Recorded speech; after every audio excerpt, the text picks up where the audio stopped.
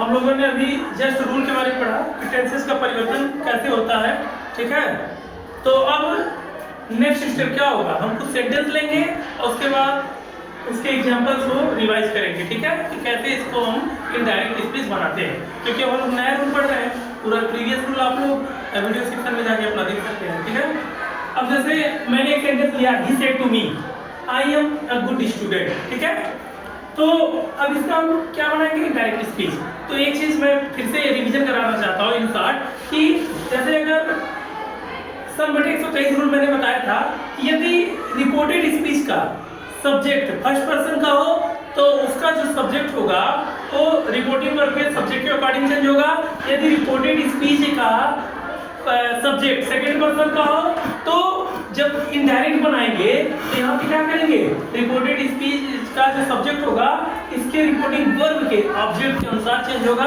और यदि ये थर्ड पर्सन का होगा तो थर्ड पर्सन में कोई चेंजिंग नहीं होगा, ठीक है।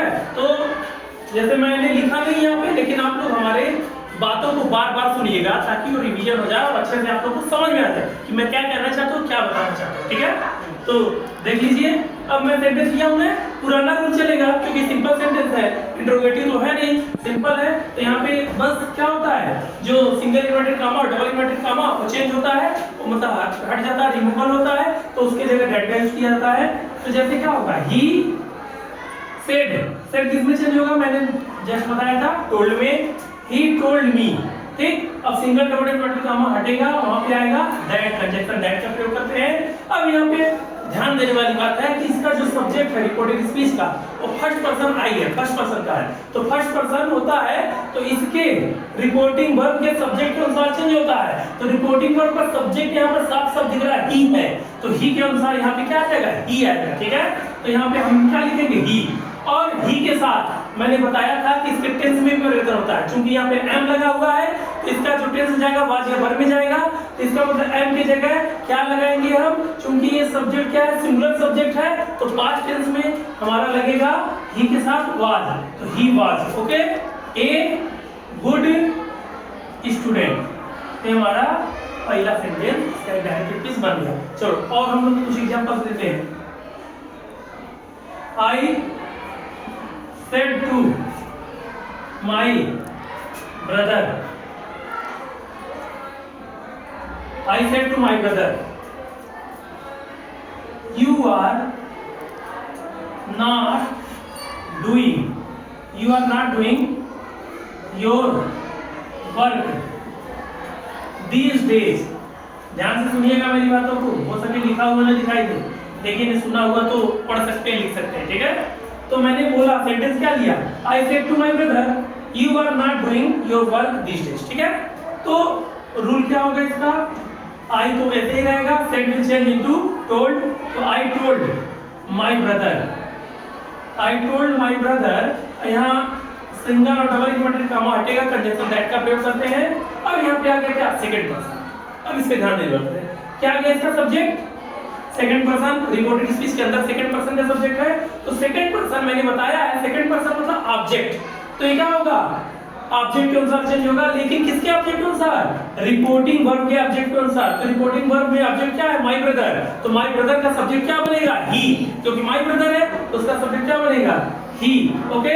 और यहाँ पे चूंकि आर नॉट डूइंग है तो मतलब प्रेजेंट कंटीन्यूअस है, मैंने रूल लिखवाया था present continuous will change into past continuous. तो पास्ट कंटीन्यूअस के helping verb was plus verb का एनजी फॉर्म होता है, तो या वर्ब प्लस वर्ब का एनजी फॉर्म होगा, लेकिन यहाँ सब्जेक्ट से देखना पड़ेगा।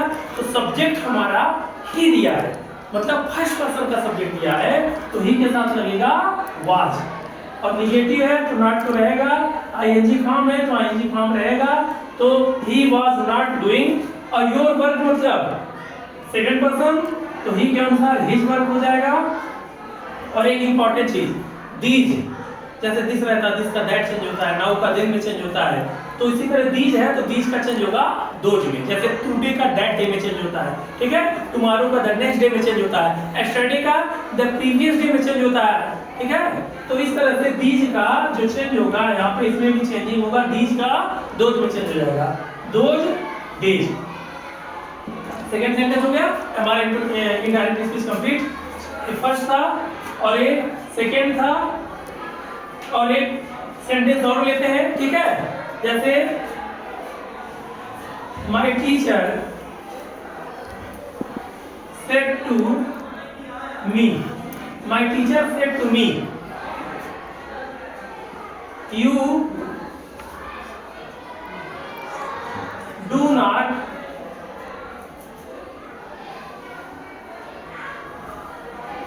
Right properly.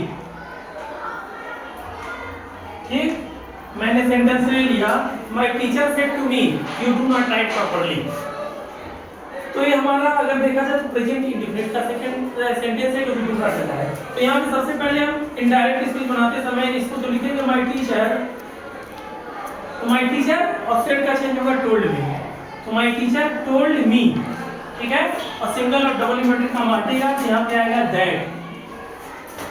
और यूज सेकंड पर्सन है तो सेकंड पर्सन किसके अनुसार, इसके रिकॉर्डिंग वर्ब के ऑब्जेक्ट अनुसार। यहाँ ऑब्जेक्ट क्या है, मी है, तो मी के अनुसार इसका सब्जेक्ट क्या बनेगा, आई बनेगा, तो आई।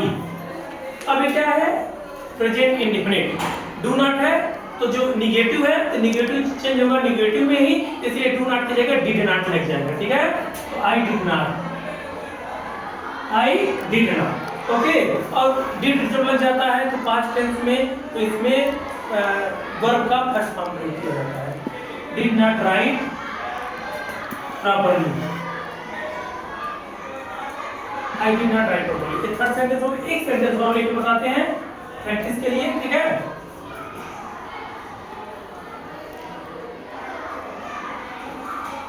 The children said to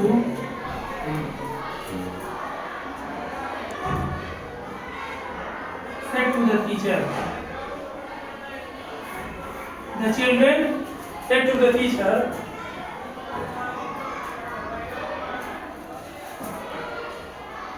we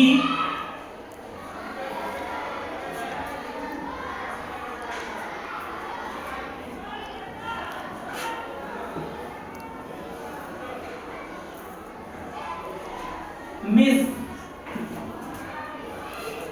our childhood. We miss our childhood. The children said to the teacher. मतलब बच्चों ने अपने अध्यापक से कहा कि we miss our childhood, मतलब ये अपना बचपन, जैसे वो छोटे रहे होंगे तो उसके बारे में याद कर रहे होंगे। चिल्ड्रन वो भी बच्चे ही हैं लेकिन उनकी भी और बचपना रहती है, तो उसको याद करके सोच रहे होंगे, तो अपने टीचर से बोले होंगे। चलिए इसका देखते हैं डायरेक्ट स्पीच क्या बनता है। तो मैंने बताया था said will change into told. The children told the teacher, the children told the teacher. यहाँ पे दैट कंजंक्शन दैट लगेगा, दैट। अच्छा, वी क्या है, फर्स्ट पर्सन है, बी फर्स्ट पर्सन है, अब ये प्लूरल सब्जेक्ट है, no matter, but first person का है, तो फर्स्ट पर्सन रिपोर्टिंग वर्ब के सब्जेक्ट के अनुसार चेंज होता है। तो यहाँ रिपोर्टिंग वर्ब का सब्जेक्ट क्या है, चिल्ड्रन, और चिल्ड्रन के लिए सब्जेक्ट का किस तरह का यूज करेंगे, दे का यूज करेंगे, ठीक है। तो ये थर्ड पर्सन में आ जाएगा, तो दे, दैट, दे। अब एक चीज ध्यान देने वाली बात है यहाँ पे, क्योंकि यहाँ प्रेजेंट इंडेफिनिट बनाया गया है, तो present indefinite will change into past indefinite. तो पास्ट इंडेफिनिट क्योंकि ये क्या है, सिंपल सेंटेंस है, इंडेफिनिट का है, इसलिए वो भी इंडेफिनिट में ही जाएगा। और इंडेफिनिट का पास्ट इंडेफिनिट का रूल होता है कि वर्ब के सेकंड फॉर्म का प्रयोग किया जाता है, क्योंकि पास्ट में इंडेफिनिट में जब रहता है, जब वहाँ पे हेल्पिंग वर्ब आता है डिड निगेटिव से, तब वहाँ पे वर्ब के फर्स्ट फॉर्म का प्रयोग किया जाता है। लेकिन अगर केवल अफर्मेटिव रहता है पास्ट इंडेफिनिट, तो वर्ब के हमेशा सेकंड फॉर्म का प्रयोग किया जाता है। इट मींस बी, दे, और यहाँ सेकंड फॉर्म क्या होगा, मिस्ड, दे मिस्ड। आवर का क्या हो जाएगा, दियर, दे के अकॉर्डिंग उनका ऑब्जेक्ट दियर होगा, दियर चाइल्डहुड। आई थिंक इतना सारे सेंटेंस से आप लोग को बहुत कुछ समझ में आ गया होगा, और मेरी बातों को भी ध्यान से आप लोग सुनिएगा, बार बार सुनने की कोशिश कीजिएगा, तब आप लोग को पूरा अच्छे से और समझ में आएगा। और जो भी चीजें लिख लीजिएगा, और प्रैक्टिस तो जरूर कीजिएगा सेंटेंस बनाने का। अगर किसी भी तरह के सेंटेंस में प्रॉब्लम होगा तो आप कमेंट सेक्शन में जाके उसमें सेंटेंस लिख के कमेंट कर सकते हैं। और कोई भी प्रॉब्लम होगा किसी रूल के बारे में तो आप कह सकते हैं कि आप फिर से इस चीज़ का वीडियो डाल दीजिए, मैं फिर से उस चीज़ का वीडियो डालूंगा ताकि आप लोग को हेल्प हो। और मैं आप ही लोग के लिए वीडियो बनाता हूँ ताकि आप लोग अच्छे से पढ़ सकें घर बैठे, क्योंकि आजकल ऑनलाइन क्लास का माध्यम है। तो इसलिए मैं आप लोगों के लिए सिंपल तरीके से वीडियो लेके आता हूँ ताकि आप लोग अच्छे से इसको रिवाइज कर सकें। और ये सारी चीज़ें आएंगी तो इन फ्यूचर कहीं आप कंपटीशन देंगे और सारी चीज़ें देंगे तो उसमें भी आप लोग को प्रॉब्लम क्रिएट नहीं होगा। तब तक के लिए thank you, have a nice day. फिर मिलते हैं और आप बेल आइकन बटन को दबाइएगा, सब्सक्राइब कीजिएगा, शेयर कीजिएगा।